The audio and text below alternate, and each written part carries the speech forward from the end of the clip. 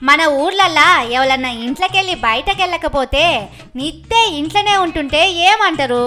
ఇల్లు కదలవేమ్రా పిల్లగా, బయటికి వెళ్తనే లేవు అని అంటారు. ఇప్పుడు జనాలు సుతం రేవంత్ సారును అట్లనే అంటున్నారు. కొత్తగా కట్టిన సెక్రటేరియట్ ముఖమే చూడకుండా అటు దిక్కే రాకుండా మొత్తం ఇంటికాంచెల్లే పరిపాలన చేస్తున్నాడు రేవంత్ సారు. అధికారికంగా ముఖ్యమంత్రి కార్యాలయంలో కూర్చొని సగబెట్టాల్సిన పనులు సుతం సారు ఇంటికాడ పెట్టుకున్న ఆఫీసులకెళ్లే సగబెడుతున్నాడు.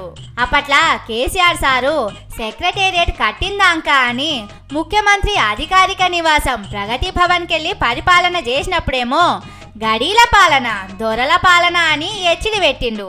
ఇప్పుడు సారేమో మొత్తం ఇంట్లోకెళ్ళి బయటికే వెళ్తలేడు.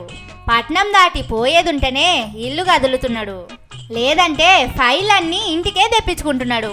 ఎవరన్నా బయటి దేశం నుంచి వెళ్ళొచ్చి అధికారికంగా కలిసేదుంటే సుతం ఇంటికే పిలిపించుకుంటున్నాడు.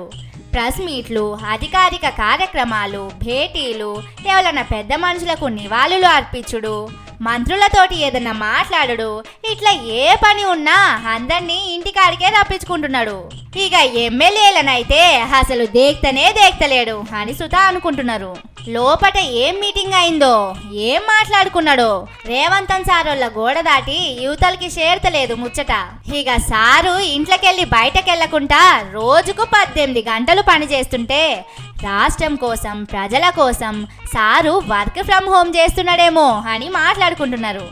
ఇంట్లోకెళ్ళి బయటికెళ్తే ఢిల్లీకి, లేదంటే ఇంకేదన్నా బయట దేశానికి పోతున్నాడు, లేదంటే ఇంట్లోనే ఉంటున్నాడు. అప్పుడు కేసీఆర్ సారును గడీల పాలన అన్నాడు కదా, మరి ఇప్పుడు సారు చేసేదానికి ఏం పేరు పెట్టాలనో?